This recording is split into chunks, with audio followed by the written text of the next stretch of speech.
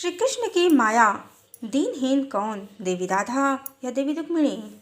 Hello friends, जो भी मनुष्य जन्म मृत्यु पुनर्जन्म इच्छा और कर्म के रहस्यों को नहीं जानते हैं, भगवान राम के एक पत्नी व्रत के मर्म को नहीं जानते हैं, उन्हें श्री कृष्ण की प्रथम पटरानी होने के कारण रुक्मिणी सीता प्रतीत होती हैं और राधा कोई दीनहीन भक्त नारी या फिर पूर्णतया काल्पनिक ही लगती हैं। और वो भौतिकवादी सांसारिक मनुष्य ईश्वर के गहरे प्रेम और समर्पित भाव को समझ नहीं पाते हैं और हट करते हैं कि श्री कृष्ण ने देवी रुक्मिणी से प्रेम विवाह किया है। वह श्री कृष्ण की पत्नी है और इसी कारण वह सीता हैं, लक्ष्मी हैं। श्री कृष्ण ने राधा से विवाह नहीं किया है। पर हम सब जानते हैं कि श्री कृष्ण ने रुक्मिणी से कोई भी प्रेम का निवेदन आग्रह नहीं किया है। हाँ, उनके पत्र के कारण उनका हरण अवश्य किया है उनकी इच्छा अनुसार, और उनसे राक्षस विधि से विवाह भी किया है, वो भी उनकी इच्छा अनुसार। वैसे भगवान श्री कृष्ण ने रुक्मिणी हरण के बाद 16,107 अन्य विवाह भी किए हैं। और रुक्मिणी समेत सभी विवाहों में सबसे ध्यान खींचने वाली बात यह है कि वो अपनी किसी भी ससुराल में दूल्हे बनकर नहीं गए हैं, उनकी बारात नहीं निकली है और कहीं कहीं तो युद्ध और रक्तपात भी हुआ है। उनका कोई भी विवाह वैदिक रीति से नहीं हुआ है, जैसे भगवान राम का देवी सीता से हुआ है। बस श्री कृष्ण ने द्वारिका का राजमहल रानियों पटरानियों से भर दिया है। और इसके पीछे जो रहस्य है, जो कारण है, वह मात्र इतना ही है कि त्रेता में राम पर जो स्त्रियां आसक्त हो गई थीं, वही द्वापर में अपनी आसक्ति के कारण श्री कृष्ण की रानियां बन गईं। और भगवान ने देवी राधा से, जो वास्तविक सीता थीं, उनसे विरह सहा, क्योंकि वो सीता ही थीं। उनके रहते ईश्वर दूसरा विवाह करें ये संभव नहीं था। यही भगवान राम के एक पत्नी व्रत का रहस्य है, मर्म है। अब राम ही श्री कृष्ण हैं और श्री कृष्ण परम ब्रह्म परमेश्वर ही हैं। संसार की जीवात्माओं से उनका मोह माया का कोई संबंध नहीं है। ये सभी स्त्रियां मात्र अपनी आसक्ति के कारण श्री कृष्ण की पत्नियां रानियां बन गई हैं।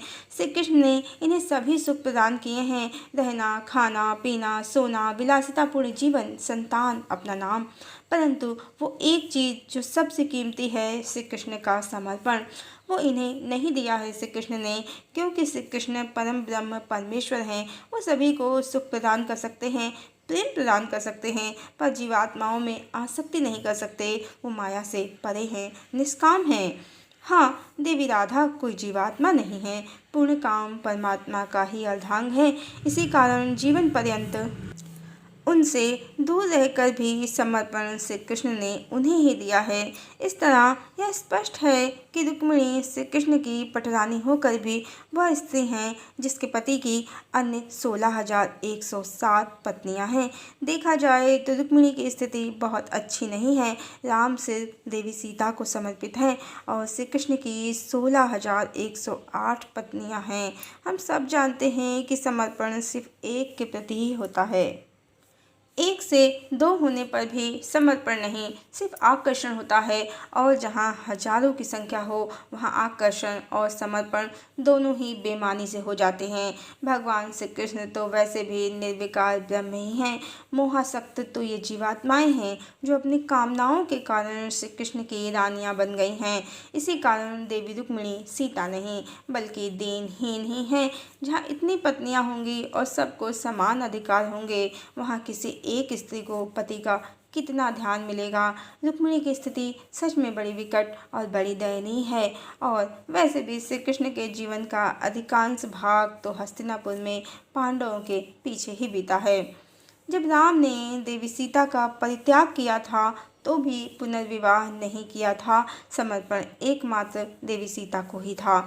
और जब राम श्री कृष्ण बने हैं द्वापर में, तो इस बार बदली हुई कहानी के कारण श्री कृष्ण की हजारों रानियां हो गईं, पर प्रेम तो देवी राधा से ही हुआ और समर्पण भी, क्योंकि समर्पण बड़ा ही पवित्र बंधन है, एक के प्रति ही होता है। श्री कृष्ण की रुक्मिणी समेत 16,108 पत्नियों ने श्री कृष्ण के साथ दैहिक सुखों को प्राप्त किया है, पर देवी राधा ने श्री कृष्ण से कोई दैहिक सुख नहीं प्राप्त किया, पर समर्पण मात्र उनको ही मिला है श्री कृष्ण का।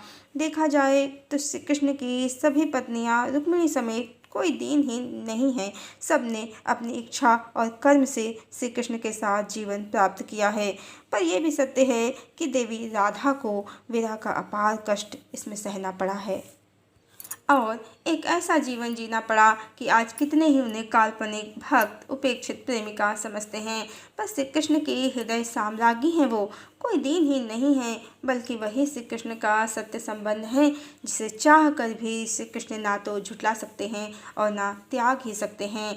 यदि शारीरिक सुख को प्रेम का आधार समझा जाए तो देवी राधा दीनहीन हैं, पर यदि समर्पण को प्रेम का आधार समझा जाए तो देवी रुक्मिणी की स्थिति सच में दयनीय और विकट है। उन्हें देवी राधा से नहीं बल्कि अपने सौतनों से ही ये विकट स्थिति प्राप्त हुई है। पर इसमें श्री कृष्ण का कोई दोष नहीं है। ये परिणाम इन सब जीवात्माओं को इनकी अनैतिक इच्छा के कारण ही मिला है। किसी अन्य स्त्री के पति पर मोहित होना, आसक्त होना अधर्म ही है। हरिओम।